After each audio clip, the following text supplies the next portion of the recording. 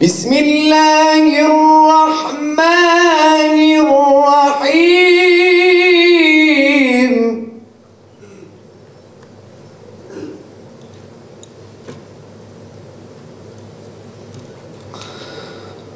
وَمَا لَكُمْ لَا تُقَاتِلُونَ فِي سَبِيلِ اللَّهِ وَالْمُسْتَضْعَفِينَ مِنَ الرِّجَالِ وَالنِّسَاءِ وَالْوِلْدَانِ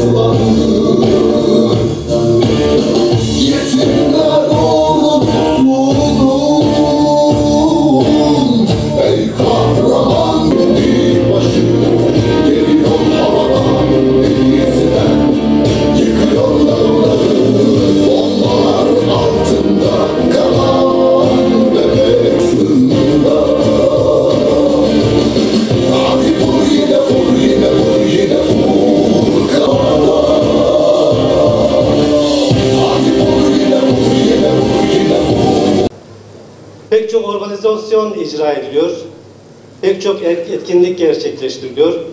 Bunların yapılmasında, edilmesinde, buraların oluşmasında ciddi bir emek var, ciddi bir gayret var. Bugünkü panelimizin oluşması sürecinde de emeği geçen, gayret gösteren kardeşlerime teşekkür ediyorum.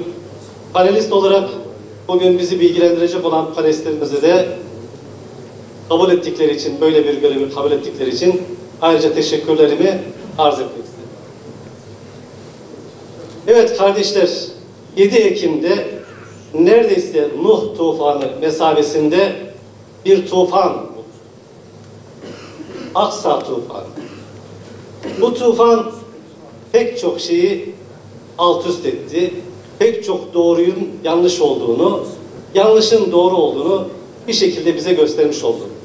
İnşallah bugünkü panelde panelistlerimiz bize bu tufanın öncesini, sonrasını, nedenlerini, sonuçlarını, etkilerini, genelde etkilerini ayrıntılı bir şekilde sunacaklar. Biz de tefid olacağız inşallah.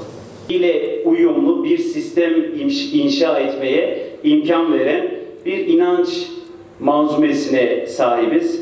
Ancak bu büyük nimete karşı Müslümanların bırakın dünyaya olan değerli Filistin dostları,